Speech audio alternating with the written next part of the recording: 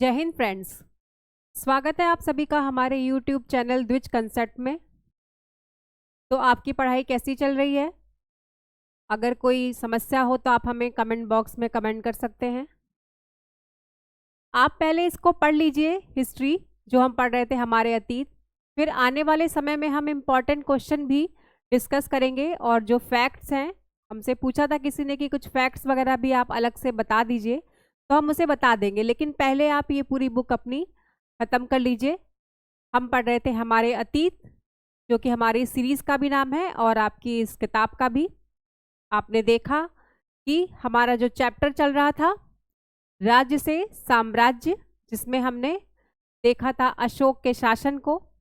तो आपने पढ़ा और आपको इतना तो पता ही चला होगा कि राजा के लिए हमने आपसे बताया था वो किसी भी सीमा से बांधा नहीं जा सकता है, और अगर योग्यता हो तो कोई भी व्यक्ति, अगर उसके अंदर महत्वाकांक्षा हो, साहस हो और कुछ कर दिखाने की इच्छा शक्ति हो, तो वो राजा बन सकता है। और जिसका उदाहरण आपने देखा कि चंद्रगुप्त मौर्य को देखा, जिन्होंने, हम जानते हैं, जिनके बारे में बहुत सारे एक तरीके से विवाद हैं। अभी ठीक ठीक हम नहीं कह सकते कि वो कहाँ से आए थे, उनका जन्म कहाँ हुआ था। वो ब्राह्मण वर्ग के भी नहीं थे और क्षत्रिय वर्ग के भी नहीं थे। ऐसा कहते हैं कि वो चरवाहे के बेटे थे, लेकिन अपनी योग्यता के बल पर सबसे पहले साम्राज्य चंद्रगुप्त मौर्य साम्राज्य, यानी कि मौर्य साम्राज्य के वो संस्थापक बने चंद्रगुप्त। और एक अच्छे मार्गदर्शक के रूप में उन्हें चाणक्य का साथ मिला और वो राजा बन गए। तो आप देखिए कि अगर चंद्रगुप्त भी राजा बन सकते हैं, तो इस तरीके के गुण आप भी अपने अंदर ला सकते हैं। इसके लिए आपको इतिहास पढ़ना पड़ेगा, उस पर भरोसा करना पड़ेगा और अपनी महत्वाकांक्षाओं को समझना पड़ेगा। आपने देखा अशोक को। यहीं पर हम एक चर्चा कर लेते हैं कि एक यात्री है मेगस्थनीज, जो कि पश्चिम एशिया के एक राज्य के जो राजा थे सेल्यूकस निकेटर, उनके वो राजदूत थे, जो कि मौर्य साम्राज्य में आए, घूमे और वहाँ के दरबार में वो राजदूत का, एक तरीके से राजदूत के पद पर विद्यमान थे। उन्होंने जैसा देखा भारत को उस वक्त, उन्होंने वैसा ही बताया। तो उन्होंने एक चर्चा की है, एक बात दृश्य का एक तरीके से बताया है कि जब चंद्रगुप्त की यात्रा निकलती थी अपने राज्य में, तो क्या होता था कि उनके चारों तरफ एक तरीके का घेरा होता था, जिसमें सिपाही साथ साथ चलते थे और पेड़ों की छाल को, बड़ी बड़ी पेड़ों की शाखाओं को वो हाथों से उठाकर चलते थे, जिसपे कुछ बहुत ही ट्रेंड तोते बैठाए गए होते थे, पक्षी बैठाए गए होते थे, और उनके साथ साथ चलती थी योद्धा महिलाएं। और ऐसा कहते हैं कि वो महिलाएं सामान्य महिलाएं नहीं हुआ करती थी, वो पूरी युद्ध कला में निपुण थी और कुछ कुछ तो विषकन्याएं भी थी। उन्हें वो किस लिए रखी जाती थी? उनके सुरक्षा के लिए। ये आपको इस किताब में बताया गया है। कुछ कुछ बातें हम आपको अलग से भी बता रहे हैं। और क्या होता था, राजा के साथ एक बात और होती थी कि वो कभी भी 1 से 2 रात, लगातार 2 रातें एक कमरे में नहीं बिताते थे। क्यों? क्योंकि ये उनकी सुरक्षा का सवाल था। आपको हमने बताया कि मगध साम्राज्य पहला साम्राज्य था, तो राजा की सुरक्षा भी बहुत ही ज़रूरी थी। और मेगस्थनीज कहते हैं कि वो जो वहाँ का राज्य था वो लकड़ी के महल से बना होता था। राजा का जो महल होता था उसके चारों तरफ पानी हुआ करता था सुरक्षा की दृष्टि से, जिससे कि कोई भी डायरेक्ट महल पर आक्रमण ना कर सके। और राजा को इस तरीके से रखा जाता था कि उनकी सुरक्षा उनके भोजन से भी जुड़ी होती थी। भोजन उनको अगर परोसा गया है तो डायरेक्ट वो उसे नहीं खाते थे, पहले कोई व्यक्ति उसको चखता था, अगर उसमें कहीं जहर तो नहीं है, किसी प्रकार का विष ना हो कि राजा को दे दिया जाए। इस तरीके का मैंने आपको पहले ही बताया था कि कैसे बिंबिसार के शासन में क्या हुआ कि पुत्र ने पिता की हत्या कर दी, बहुत सारे षड्यंत्र रचे गए। तो इन सभी से बचने के लिए चाणक्य ने चंद्रगुप्त की इतनी सुरक्षा कर रखी थी। तो आगे चलकर अशोक ने इस परंपरा को थोड़ा सुधारने का प्रयास किया कि क्यों हम भोजन को चखवाएं किसी व्यक्ति से, कि आप इसे पहले टेस्ट करिए कि इसमें जहर तो नहीं है। उनके प्राण भी चले जाते हैं, तो थोड़ा सा किसी पशु से या पक्षी से उसे हम चख ले ताकि पता चल जाए उसमें जहर है कि नहीं। और ये बात भी सही है कि पशु हो या पक्षी, जीवन तो सभी का उतना ही महत्वपूर्ण है, लेकिन उस वक्त योद्धा होना और राजा के लिए अपने एक तरीके की सैनिकों की अत्यंत आवश्यकता होती थी। तो आपको हमने बताया एक ऐसा दृश्य जो कि मेगास्थनीज ने अपनी इंडिका में इसका वर्णन किया है। अब चलते हैं, आज हम देखेंगे अशोक के साम्राज्य को, कि उन्होंने साम्राज्य में अपना प्रशासन कैसे करते थे। तो आप चाहें तो थोड़े छोटे छोटे पॉइंट्स हैं, आप उसे लिख लीजिए। हमने आपको बताया भी था कि कैसे आप अपनी इस किताब को, अपने इस चैप्टर को एक छोटे से एक पेज में एक नोट्स की तरह आप इसे फ्रेम कर लीजिए, एक चित्र के रूप में बना लीजिए, जिससे ये आपको देखते ही चीज़ें याद आ जाएंगी। तो चलिए चलते हैं, अशोक के प्रशासन को हम देखते हैं, जितना कि आपकी इस चैप्टर में बताया गया है। हमने आपसे कहा था हम अपनी सीमा का पूरा ध्यान रखेंगे, क्योंकि आगे चलकर यही चीज़ें आपको बड़ी लेवल पर बताई जाएंगी, तब आप इसे और अच्छे से देख सकेंगे। तो चलिए, इसके पहले आप अपनी इस किताब को देख लीजिए। यही चैप्टर चल रहा था, राज्य से साम्राज्य। देखिए, चलिए अब आगे चलते हैं।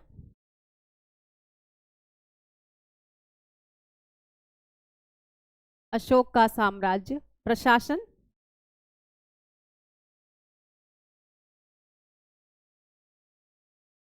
प्रशासन, क्योंकि अब राज्य साम्राज्य बन चुका था, तो यहाँ पर पहले नोट कर लीजिए, फिर उसके बाद एक एक पर चर्चा करेंगे। पहले तो कुछ नगर हुआ करते थे, जो दो तरीके के, लगभग दो तीन तरीके के होते थे।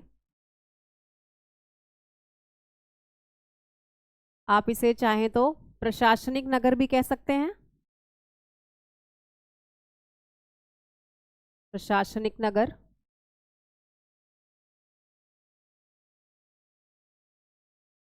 राजधानी,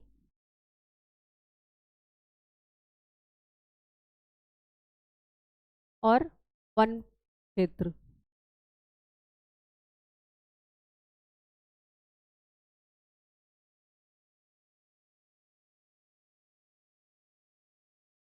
वन क्षेत्र,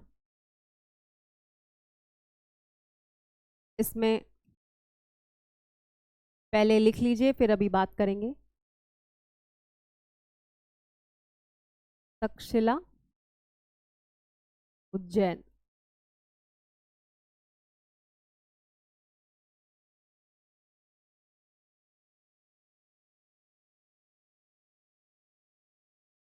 पाटलिपुत्र,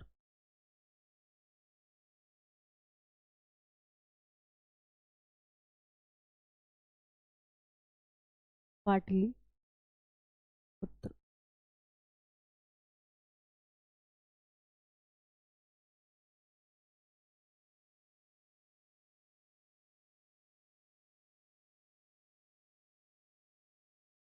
प्रशासन,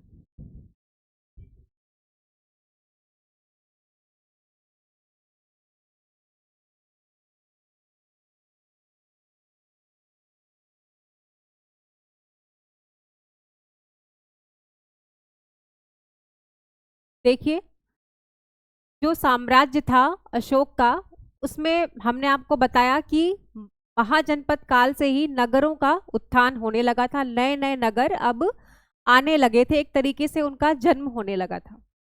तो आप देखेंगे कुछ शहर थे जिन्हें आप प्रशासनिक नगर के नाम से जान सकते हैं, जिसमें आप देखेंगे पहले की तक्षशिला और उज्जैन, इसमें दो का ही नाम दिखाया गया है।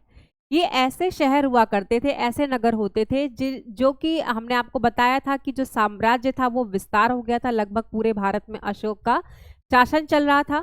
तो क्या होता था कि जो तक्षशिला है ये आपकी उत्तरी मार्ग पर, उत्तरापथ आप लिखिए, उत्तरापथ और दक्षिणापथ,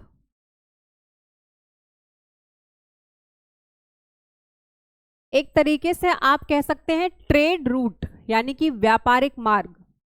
ये उन व्यापारिक मार्ग पर ये स्थान पड़ते थे, जिसमें आप देखेंगे कि तक्षशिला, ये तक्षशिला आज का जो बांग्लादेश से लेकर के तक्षशिला यानी कि अफगानिस्तान तक ये जो रास्ता जाता था, इस रास्ते पर जो व्यापार होता था उसके नियंत्रण के लिए, उसकी देखरेख के लिए एक तरीके से तक्षशिला से शासन किया करते थे लोग।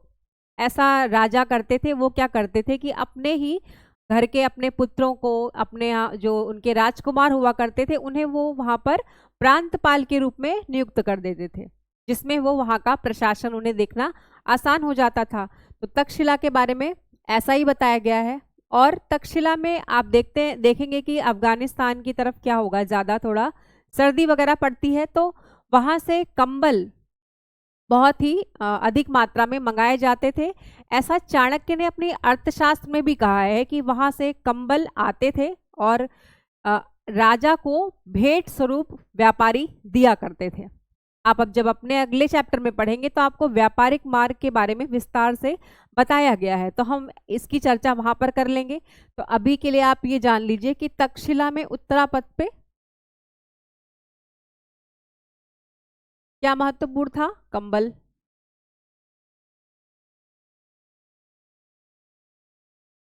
और उज्जैन, उज्जैन मैंने आपको बताया दक्षिण भारत जाने का के रास्ते में उज्जैन पड़ता था। यहाँ पर क्या होता था, मसाले हो गए और कुछ कपास के जो कुछ वस्त्र हो गए, ऐसी चीज़ें, और महत्वपूर्ण पत्थर हो गए जो कि बहुत ही बहुमूल्य होते थे, जिनसे आभूषण बनते थे। और क्या कहते हैं, ये सारी चीज़ें इस मार्ग पर चलती थी। सोना हो गया, ये सब चलते थे। तो इससे क्या होता था, चलने का मतलब इनका व्यापार होता था, ये उस मार्ग से जुड़े हुए थे। तो उनकी निगरानी एक तरीके से उज्जैन से शासन किया जाता था। इससे क्या होता है कि आपने खुद देखा होगा कि हमने आपको बताया था कि इतना साम्राज्य इतना विस्तार हो गया था कि उस पे आप सेना के माध्यम से शासन नहीं कर सकते, तो कैसे करेंगे, प्रशासन के माध्यम से। यानी कि अब छोटे छोटे जितने भी महत्वपूर्ण स्थान होंगे वहाँ प्रांतपाल नियुक्त किए जाएंगे, वो अपने अंतर्गत देखेंगे कि कैसी वहाँ की व्यवस्था चल रही है, कौन कर दे रहा है, कौन नहीं दे रहा है। और इस मार्ग पर जो व्यापारी चलते थे उनसे क्या होता था, उनकी सुरक्षा चूंकि राज्य करता था कि कहीं मार्ग में उन्हें लूटपाट ना हो जाए उनके साथ, तो अगर वो उनको सुरक्षा दे रहे हैं तो व्यापारी से वो क्या लेते थे, व्यापारी लोग उन्हें नजराना यानी कि भेंट स्वरूप उन्हें देते थे। उनसे टैक्स वगैरह तो लिए ही जाते थे, उसके अलावा वो उन्हें भेंट देते थे, बहुत बहुमूल्य बहुमूल्य चीज़ें ला करके राजा को भेंट की जाती थी। तो इससे क्या होता था, जो खजाना होता था, राजशाही जो खजाना होता था, उसमें भी बढ़ोतरी होती रहती थी। तो आपने देखा उज्जैन में, आप चाहें तो यहाँ लिख लें, मसाले, सोना और बहुमूल्य पत्थर,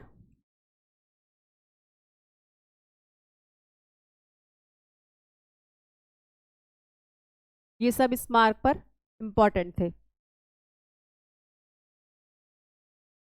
और लिख लीजिए नजराना, आपको याद रहेगा।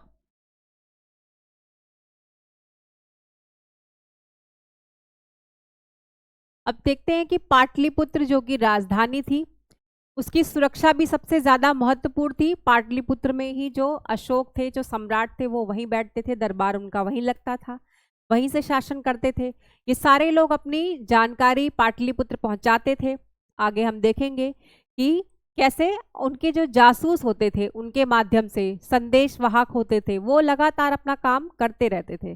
तो उनके माध्यम से शासन एक तरीके से पूरा सेंट्रलाइज था, राजा के हाथ में था।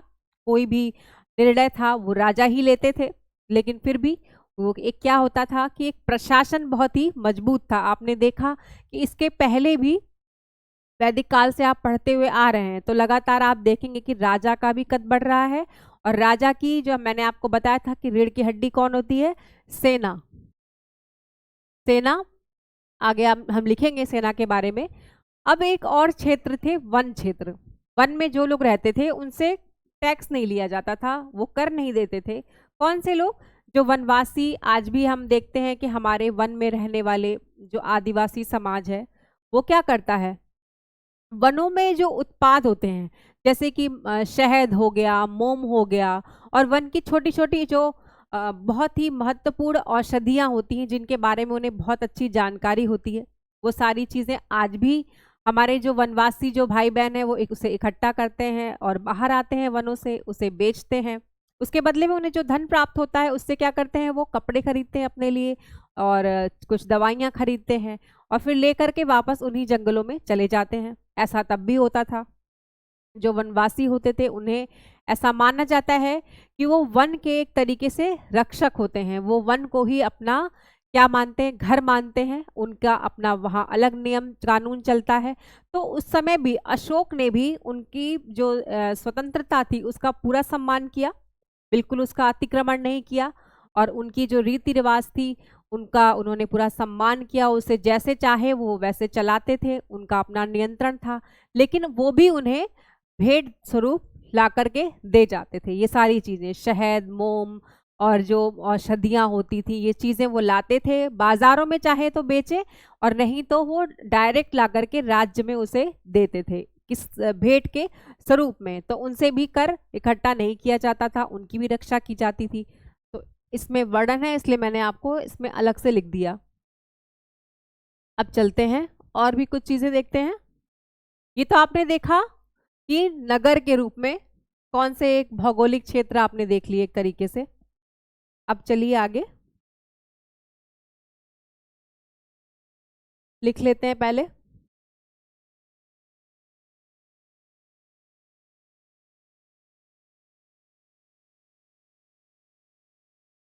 एक तो हो गया टैक्स यानी कि कर, और अभिलेखों के बारे में हम बात कर चुके हैं, लेकिन फिर भी यहाँ लिखते हैं।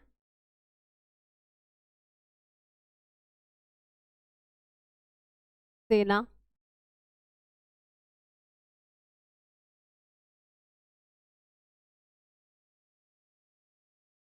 प्रशासनिक वर्ग,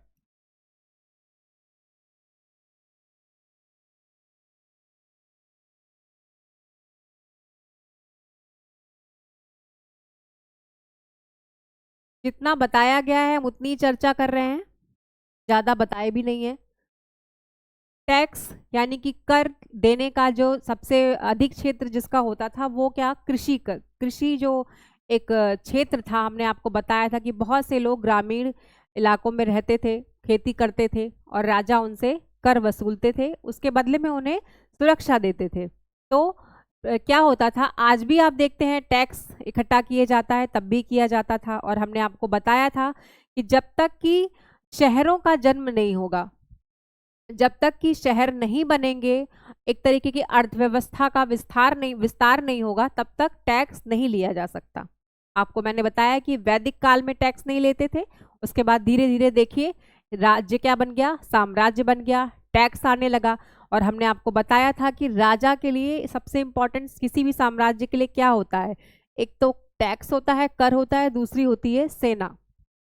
अगर हमारे पास टैक्स आता रहेगा, राजा के पास कर होगा, तो वो क्या करेंगे, एक ऐसी सेना को रख सकेंगे जो कि हमेशा वो सेना 12 महीने यानी कि 24 घंटे उनके पास रहे, उसको वेतन दिया जाए। इससे क्या होता था कि पहले आपको मैंने बताया था वैदिक काल में, आप चाहें तो यहीं पर तुलना करेंगे तो आपको समझ में आ जाएगा कि कैसे चीज़ें आगे बढ़ रही हैं। पहले आपको हमने बताया कि जो लोग जो किसान थे वही पार्ट टाइम एक तरीके से आप कह लें, या आवश्यकता के हिसाब से वही योद्धा भी हुआ करते थे, वही लड़ाई भी करते थे। क्यों? क्योंकि तब क्या होता था, युद्ध का समय था, युद्ध पर समाज पूरी तरीके से आश्रित था।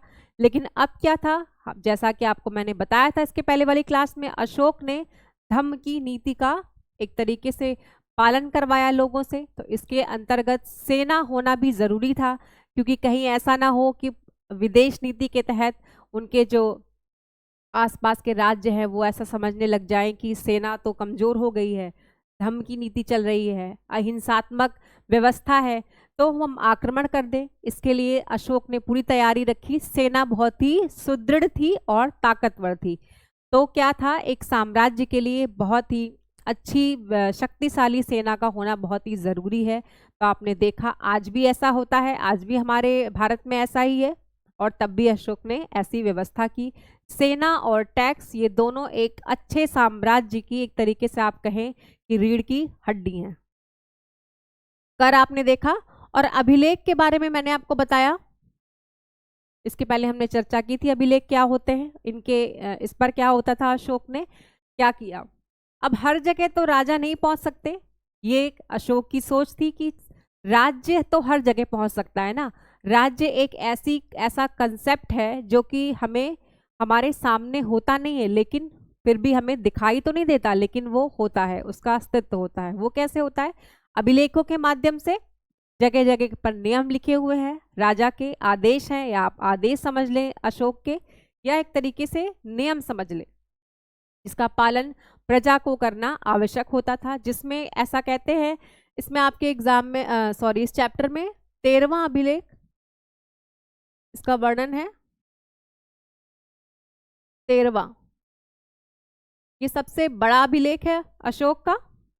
इसके अंतर्गत उन्होंने कलिंग युद्ध का चित्रण किया है, एक तरीके से कलिंग युद्ध का वर्णन भी हुआ है, बताया है उन्होंने किस तरीके से कि कैसे रक्तपात हुआ था, और उनका एक तरीके से जो मन था वो क्रूरता से हट गया था, और उन्हें ऐसा लगा कि हमें धम्म की नीति का पालन करना चाहिए, ऐसा अशोक ने बताया। अब हम देखेंगे, सेना की चर्चा हम कर चुके, अब प्रशासनिक वर्ग के बारे में आप देख लीजिए, ज्यादा बताया नहीं है। प्रशासन में मैंने आपको बताया था कि इसमें पदों का वर्णन नहीं है आपके इस चैप्टर में, आपके लिए बहुत ज्यादा हो जाएगा, इसीलिए इसमें सिर्फ बता दिया गया है कि कौन कौन ऐसे लोग थे जो शासन व्यवस्था में भाग लेते थे। इसमें कौन थे आप देखेंगे, राजकुमार,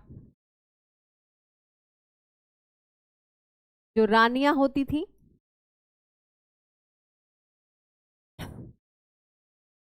आपको लगता है कि जो रानी है उनका क्या काम है? ढेर सारे गहने पहनकर सिंहासन पर बैठना, राजा के दरबार में बैठना, या बहुत सारे नौकर चाकरों की सेवा लेना? ऐसा बिल्कुल भी नहीं था। रानी जो होता था एक तरीके से वो भी एक पद होता है, जिसमें रानियों के ऊपर भी बहुत सारी जिम्मेदारी होती थी। वो एक तरीके से आप देखेंगे कि मध्यकाल में जब आप आएंगे तो देखेंगे कि इनकी बहुत बड़ी एक लॉबी हो जाती है, जो कि आगे चल के राजनीतिक क्षेत्रों में हिस्सा भी लेती थी रानियां। तो इसमें क्या है कि ये भी प्रशासनिक कार्यों में हिस्सा लेती थी और सम्राट का हाथ बटाती थी। राजकुमारों के बारे में मैंने आपको बताया कि ये प्रांतपाल के रूप में शासन करते थे। अशोक स्वयं तक्षशिला में बहुत दिनों तक इन्हें प्रांतपाल बनाकर रखा गया था। ये कि आप जाइए वहां पर देखिए, क्योंकि वो सीमा का क्षेत्र था और अशोक बहुत ताकतवर थे, तो उनको वहां पर भेजा गया था। तो यही प्रक्रिया आगे चलती रही। अब आप देखेंगे और कौन है इसमें,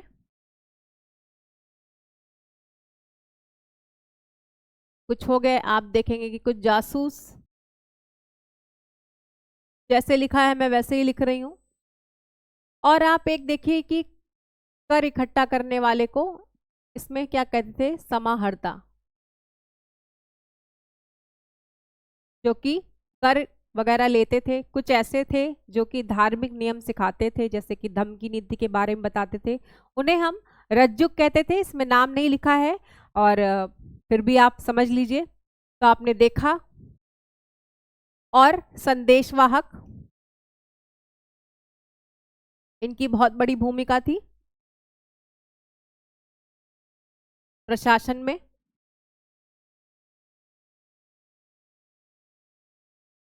आप ये समझिए कि चाणक्य ने, चाणक्य ही वो व्यक्ति हैं जिन्होंने सबसे पहले ये बताया कि जासूस क्या क्यों होते हैं, इनकी आवश्यकता किस लिए है। और जासूस यानी कि संदेशवाहक तो आप उन्हें नहीं कह सकते, लेकिन जो आज भी आप देखेंगे कि हमारी बहुत सारी एजेंसी हैं जो जासूसी कार्य करती हैं, प्रशासनिक एजेंसियां हैं जो कार्य करती हैं, इनकी नींव किसने रखी थी? चाणक्य ने रखी थी। चाणक्य का कहना था कि ये जो जासूस होते हैं ये राजा के कान होते हैं, ये उन्हें आकर वो सारी बातें बताते हैं जिनको राजा क्या करता है, जिन्हें जैसा कि साम्राज्य में लगे कि राजा नहीं देख रहा है, लेकिन राजा देख रहे हैं। ये राजा की आंख और कान माने जाते थे। ये सारी चीजें किसने हमें दी हैं? चाणक्य ने, उन्होंने तब बताया और आज भी हम इनका प्रयोग करते हैं, आप देखेंगे। फिर आपने देख लिया साम्राज्य, और आपका चैप्टर भी इतना ही था, बहुत छोटा सा चैप्टर था। वैसे तो अगर बहुत जल्दी करी जाए एक दिन में आपका एक चैप्टर खत्म हो जाएगा, लेकिन हमने आपको बहुत ही ज़्यादा बड़ा बड़ा करके चीज़ों को बताया है, विस्तार से बताया है कि आपको एक बार अगर आप लेक्चर सुनते हैं और पढ़ लेते हैं तो आपको इतने में ही तैयार हो जाएगा। तो आपने देखा कि अशोक का साम्राज्य कैसे राज्य से साम्राज्य बना, साम्राज्य बनने के लिए क्या क्या चीज़ें होती हैं आपने देखा। हमने आपको इसके पहले बताया था कि अशोक एक महानतम राजा, जिनको हम महान कहते हैं, उनके कौन कौन से गुण थे आपने देखा था। अगर आपने वो क्लास नहीं की हो तो आप पहले जाके कर लीजिए। और अब हम आपके जब नेक्स्ट चैप्टर में पढ़ेंगे तब आप देखेंगे एक नया अध्याय, जिसमें आप कुछ व्यापारिक मार्गों को देखेंगे, व्यापार क्या है उनके बारे में जानेंगे। छोटी छोटी बातें, अब ज़्यादा चीज़ें बची नहीं है। तो अगर आपको कोई समस्या हो तो आप हमें कमेंट बॉक्स में पूछ सकते हैं कोई भी चीज़। लेकिन इससे अच्छा भी ये है कि आप चैप्टर को भी खुद से एक बार पढ़ लें, ताकि आपकी चीज़ें क्लियर रहें और बार बार आपको पढ़ने की ज़रूरत भी नहीं पड़ेगी। एक तरीके से समझ विकसित करना बहुत ज़रूरी है, क्योंकि अभी से अगर आपने रटना शुरू कर दिया तो इससे आपका जो विवेक है वो बिल्कुल भी पैदा नहीं होगा। आप पढ़ के ज़रूर अच्छे नंबर ला सकते हैं, लेकिन एक समझ विकसित नहीं होगी। तो अशोक से आपको क्या सीखना है ये आपको पता ही नहीं चलेगा कि अशोक कौन थे, वो हमें क्या सिखाना चाहते हैं। और आज भी देखिए अशोक को सबसे महानतम राजा कहा जाता है, और पूरे विश्व के इतिहास में अशोक का स्थान सबसे सर्वोच्चतम है। आप देखिए हमने क्या है, अशोक स्तंभ को क्या कि आज भी अपने आज स्वीकार किया है। तो इसका मतलब हम कहीं ना कहीं मानते हैं कि एक केंद्रीकृत सत्ता के रूप में, एक शासन के रूप में, एक प्रशासन के रूप में, एक साम्राज्य के रूप में अशोक को हम कभी नहीं भूल सकते। उन्होंने एक ऐसा राज्य हमें बना कर दिया, एक पूरी की पूरी इतनी बड़ी जनसंख्या को उन्होंने एक सूत्र में बांधा और सबके दिमाग में ये बिठाया कि वो एक ही राज्य की प्रजा हैं। हालांकि उस वक्त भारत का कंसेप्ट, इंडिया क्या है, भारत क्या है, एक देश है, ऐसा कंसेप्ट तब नहीं था। उन्हें नहीं पता था कि वो एक देश है। एक भौगोलिक विस्तार अशोक ने किया, और हमने आपको बताया था कि उन्होंने अपनी विदेश नीति के माध्यम से, धम्म की नीति के माध्यम से क्या किया, एक जो सॉफ्ट पावर है जिसका हम आज भी प्रयोग करते हैं, भारत आज भी करता है, उसको उन्होंने दिया कि अगर हमारा भौगोलिक विस्तार पूरा हो चुका हो तो अब हमें अपना मानसिक विस्तार करना चाहिए। जो हमारा धर्म है, जो हमारी सोच है, धर्म का मतलब यहाँ पर आप रिलीजन से मत लीजिए, धर्म का मतलब कर्तव्य है, हम उसकी बात कर रहे हैं। एक राजा का क्या कर्तव्य होना चाहिए, और उन्होंने ये बताया कि कैसे हम विदेशों तक या पूरी जो हमारी सोच है वो कैसे हमारी भौगोलिक सीमा को पार कर सकती है। ये किसने बताया? अशोक ने बताया। तो चलते हैं फिर, आप ये क्लास देखिएगा और जो भी समस्या हो आप हमें बताइए। और आपने बहुत सारी क्लासेस आप कर चुके हैं इतिहास की, आपका जो समझ है, जो इन्फॉर्मेशन है, अगर वो बढ़ रही हो और अगर आपको ऐसा लग रहा हो कि आप नए दृष्टिकोण से इतिहास को पढ़ रहे हो, छोटी क्लास में ही सही, कोई बात नहीं, 6 क्लास में ही है, तो इतिहास का परिचय आपको यहीं से होता है और यहीं से हमारे दिमाग में एक डर भी बैठ जाता है कि ये हिस्ट्री है, इतिहास है, बहुत सारे इसमें जो है डेट्स आएंगी, हम नहीं बता पाएंगे। तो ये चीज़ें आपके दिमाग में अभी से नहीं आनी चाहिए। आप इसको अपनी कहानी पढ़ के एक तरीके से सोचिए कि ये आपके ही देश की कहानी है, आपकी कहानी है, इसको सुनिए और कुछ ज़्यादा सोचने को और दिमाग लगाने की ज़रूरत नहीं है। तो चैनल को आप लाइक कीजिए, शेयर कीजिए और सब्सक्राइब कीजिए। देखने के लिए बहुत बहुत धन्यवाद।